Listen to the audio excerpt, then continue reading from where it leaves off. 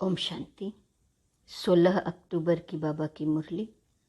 Revise course की तारीख है 3/11/92। रूहानी रॉयल्टी संपन्न आत्माओं की निशानियाँ। आज बाप दादा चारों ओर के अपने रूहानी रॉयल फैमिली को देख रहे हैं। सारे कल्प में सबसे रॉयल आप आत्माएं ही हो।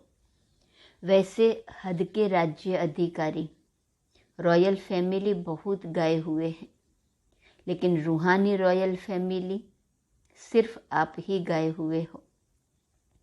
आप रॉयल फैमिली की आत्माएं आदिकाल में भी और अनादिकाल में भी और वर्तमान संगम युग में भी रूहानी रॉयल्टी वाली हो। अनादिकाल स्वीट होम में भी आप विशेष आत्माओं की रूहानियत की झलक चमक सर्व आत्माओं से श्रेष्ठ है। आत्माएं सभी चमकती हुई ज्योति स्वरूप हैं, फिर भी आपकी रूहानी रॉयल्टी की चमक अलौकिक है। देखो अपनी चमक कितनी रूहानियत है। जैसे साकारी दुनिया में आकाशबीज सितारे सब चमकते हुए दिखाई देते हैं, लेकिन कोई विशेष चमकने वाले सितारे स्वतः अपनी तरफ आकर्षित होते हैं। लाइट होते हुए भी उन्हों की लाइट विशेष चमकती हुई दिखाई देती है। ऐसे अनादिकाल में परम धाम में भी आप रूहानी सितारों की चमक अर्थात रूहानी रॉयल्टी की झलक विशेष अनुभव होती है। पहुँच जाए परम धाम, देखें अपनी चमकती हुई आत्मा को। मैं चमकता हुआ सितारा आत्मा हूँ, परम धाम निवासी बिंदु स्वरूप ज्योति स्वरूप आत्मा हूँ। रूहानी रॉयल्टी इस चमक से दिखाई देती है।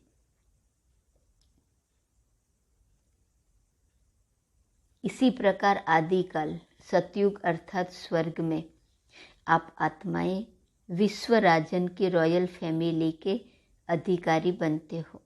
हर एक राजा की रॉयल फैमिली होती है, लेकिन आप आत्माओं की रॉयल फैमिली की रॉयल्टी व देव आत्माओं की रॉयल्टी सारे कल्प में और किसी रॉयल फैमिली की नहीं हो सकती। इतनी श्रेष्ठ रॉयल्टी चैतन्य स्वरूप में प्राप्त की है, जो आपके जड़ चित्रों की भी कितनी रॉयल्टी से पूजा होती है। सतयुग में कितनी रूहानी रॉयल्टी रहती है जब देवी देवता रूप में हम हैं।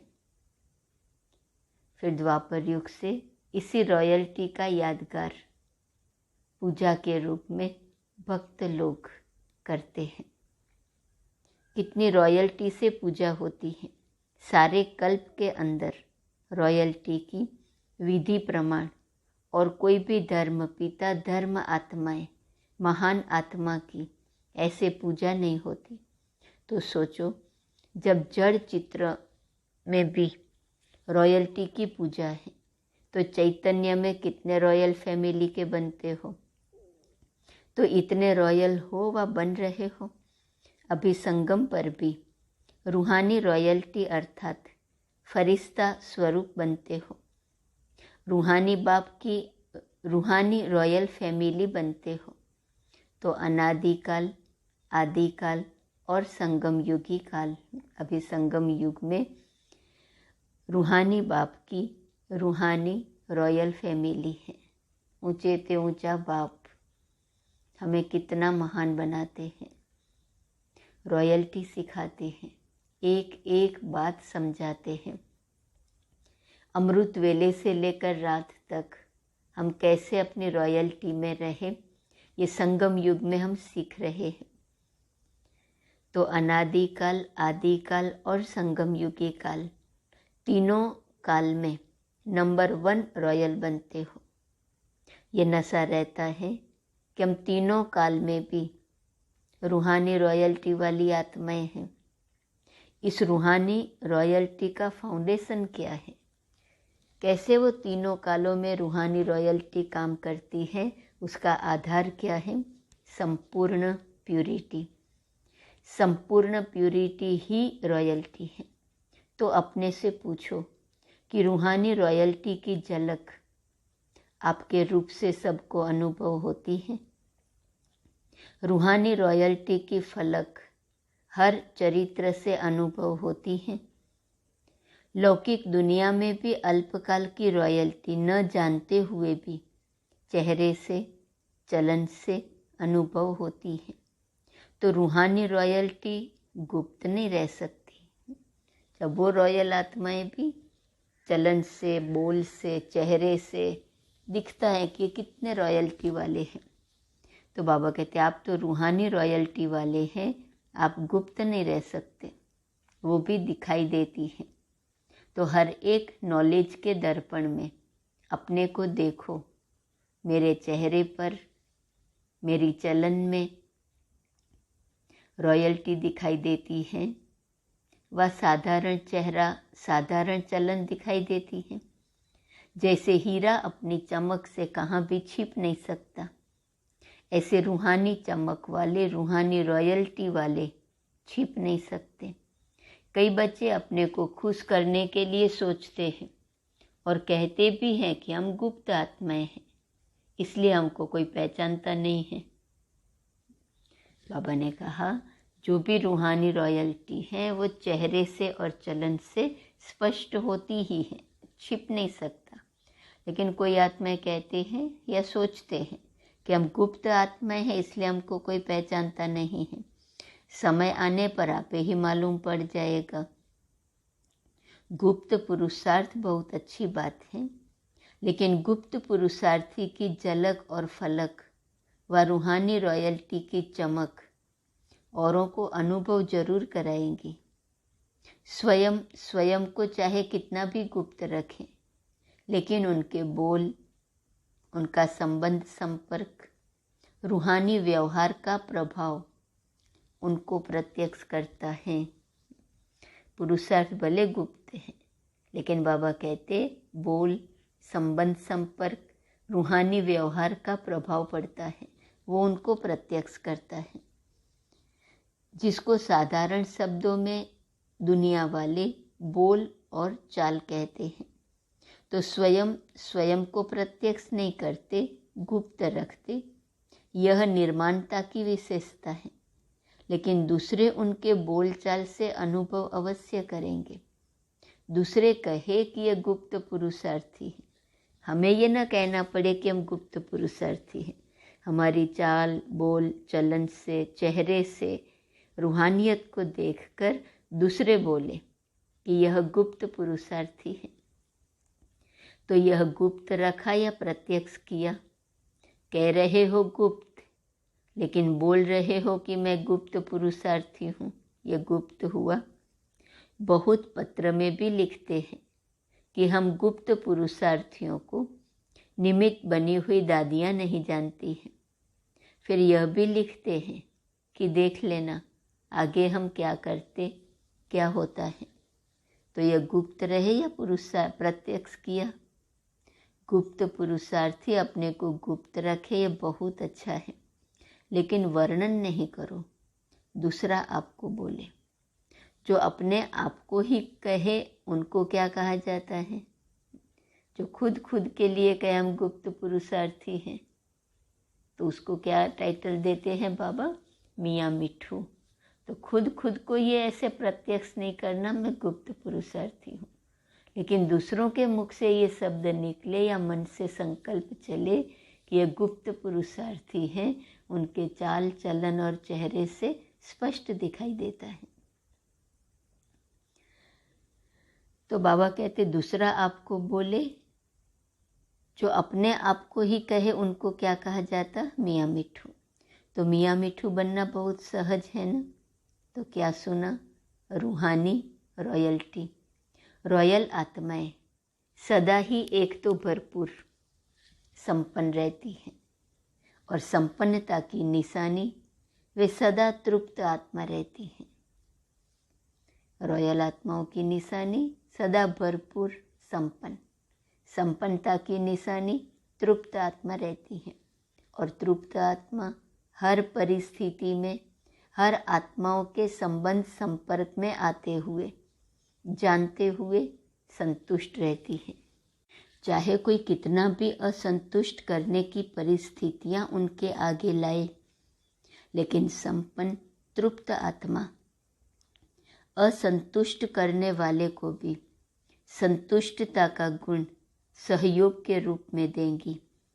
ऐसी आत्मा के प्रति रहमदिल बन शुभ भावना और शुभ कामना द्वारा उनको भी परिवर्तन करने का प्रयत्न करेंगे।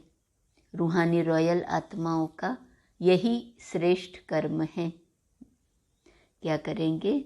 एक तो बाबन का वो भरपूर और संपन्न रहेंगी रॉयल आत्माएं, और संपन्न की निशानी है तृप्त, और तृप्त आत्मा हर परिस्थिति में संबंध संपर्क में आते हुए जानते हुए संतुष्ट रहती हैं। सामने वाला कोई कितना भी असंतुष्ट करने की परिस्थितियां उनके आगे लाए, लेकिन संपन्न तृप्त आत्मा असंतुष्ट करने वाले को भी संतुष्टता का गुण सहयोग के रूप में दे देंगी। ऐसी आत्मा के प्रति रहमदिल और शुभ भावना शुभ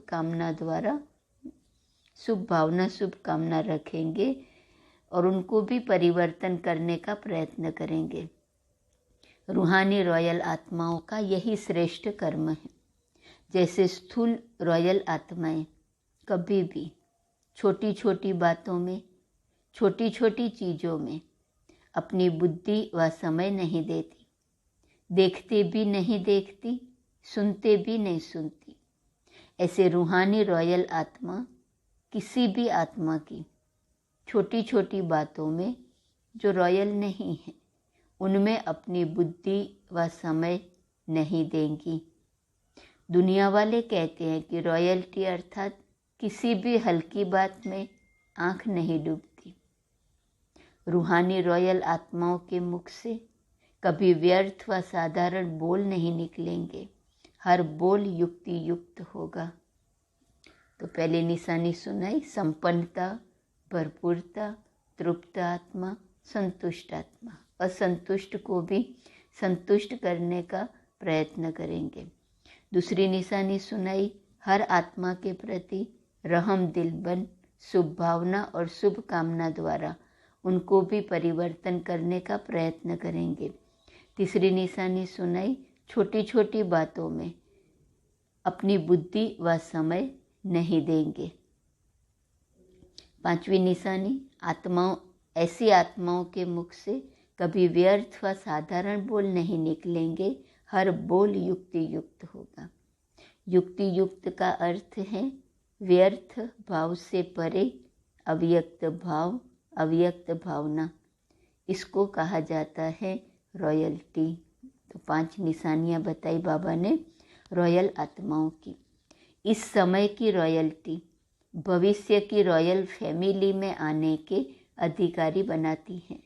तो चेक करो, वृत्ति रॉयल है।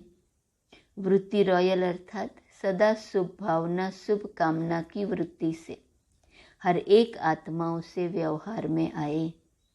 क्या चेक करना है?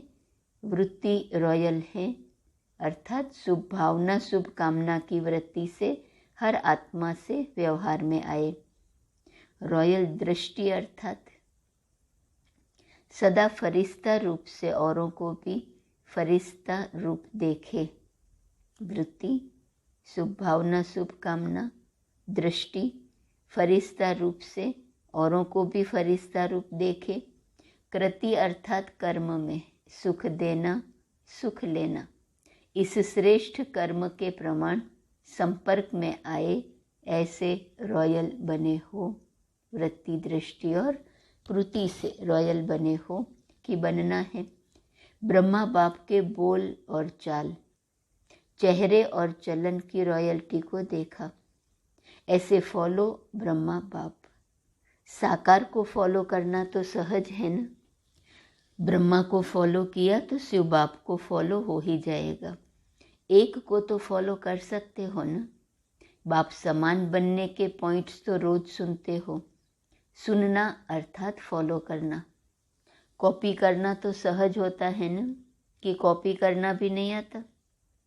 बाप दादा आज मुस्कुरा रहे थे कि मधुबन में आते हैं तो विशेष गुरुवार के दिन क्या करते हैं, एक तो भोग लगाते हैं, और क्या करते हैं जो सिर्फ मधुबन में ही करते हैं, जीते जी मरने का भोग। आप सब ने जीते जी मरने का भोग लगा लिया है। बाप दादा मुस्कुरा रहे थे कि जीते जी मरना कहकर मनाना तो सहज है। स्टेज पर बैठ गए, तिलक लगा लिया, मर गए।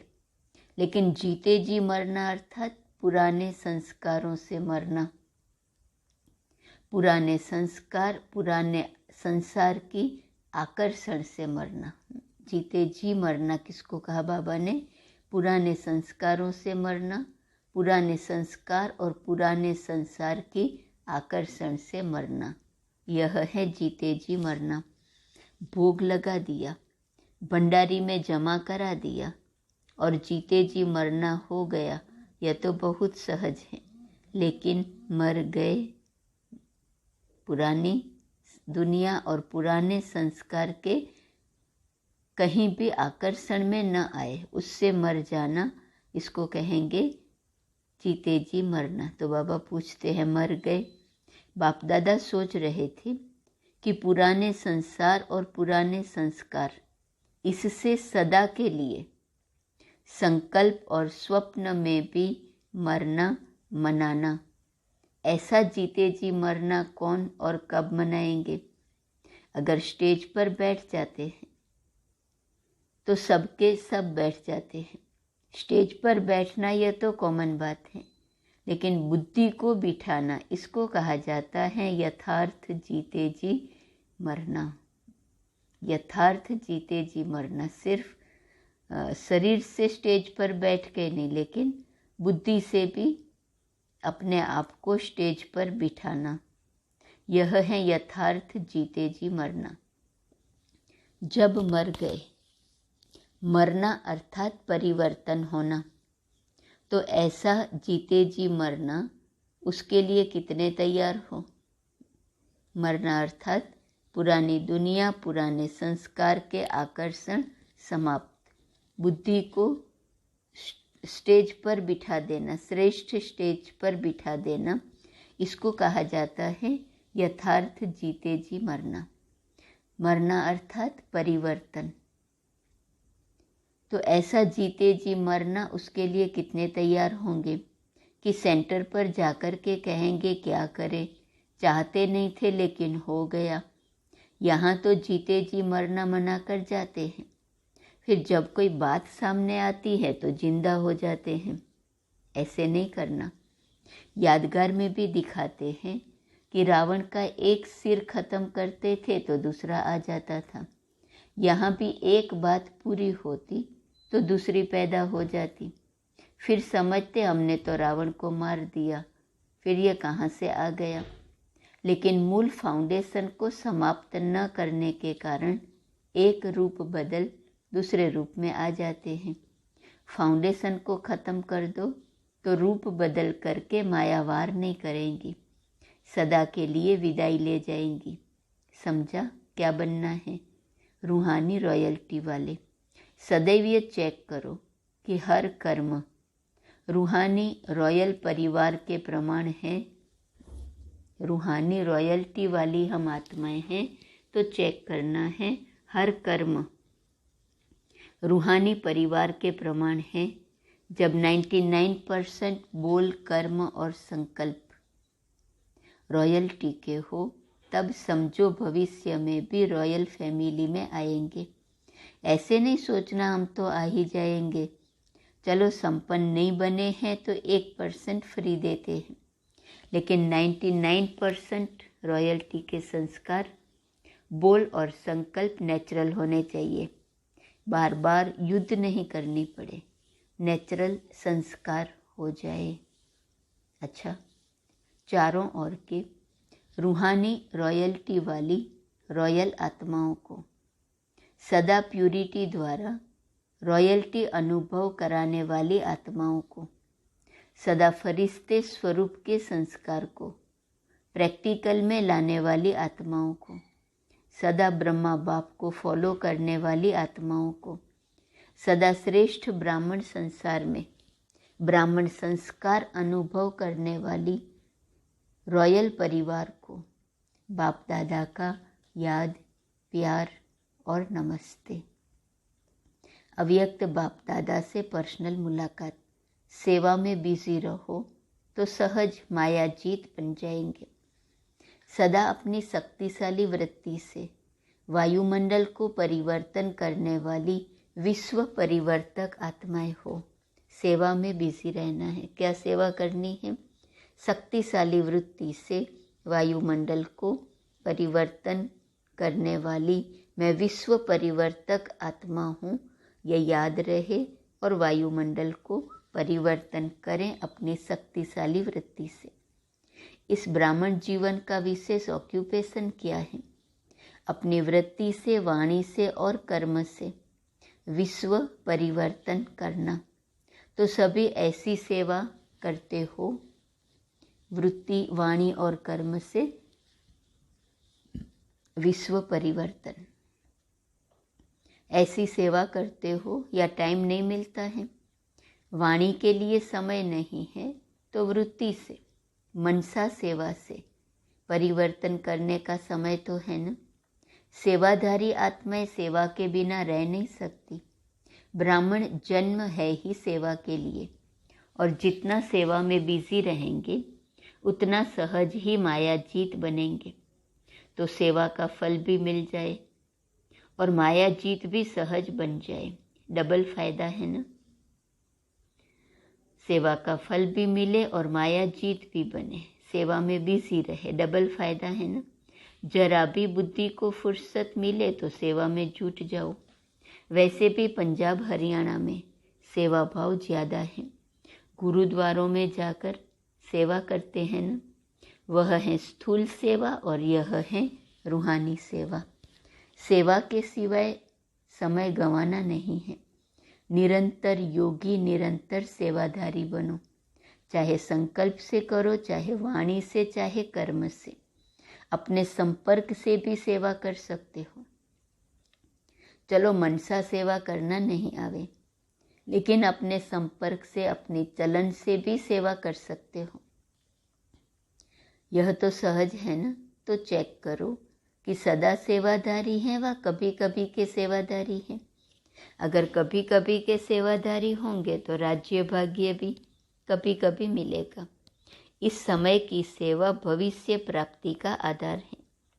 कभी भी कोई यह बहाना नहीं दे सकते कि चाहते थे लेकिन समय नहीं है। कोई कहते हैं शरीर नहीं चलता है, टांगे नहीं चलती हैं, क्या करें। कोई कहते कमर नहीं चलती, कोई कहते टांगे नहीं चलती, लेकिन बुद्धि तो चलती है ना।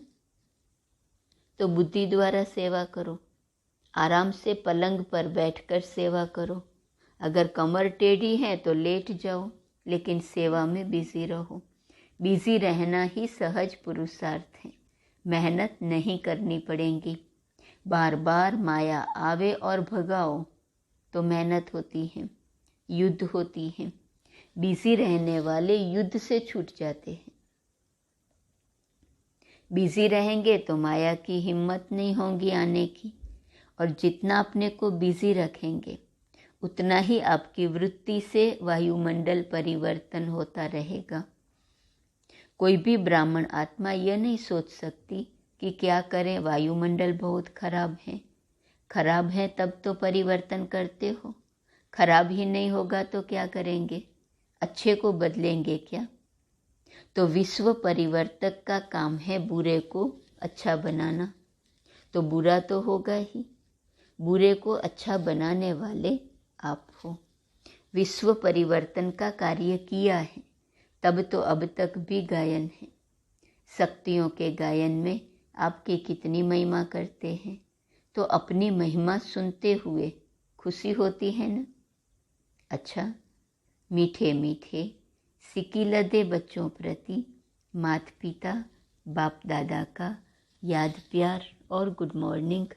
रूहानी बाप की रूहानी बच्चों को नमस्ते, रूहानी बच्चों की रूहानी बाप को नमस्ते नमस्ते नमस्ते।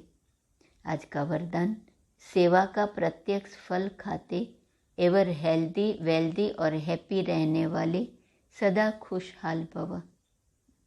सेवा का प्रत्यक्ष फल खाते एवर हेल्दी वेल्दी और हैप्पी रहने वाले सदा खुशहाल भव।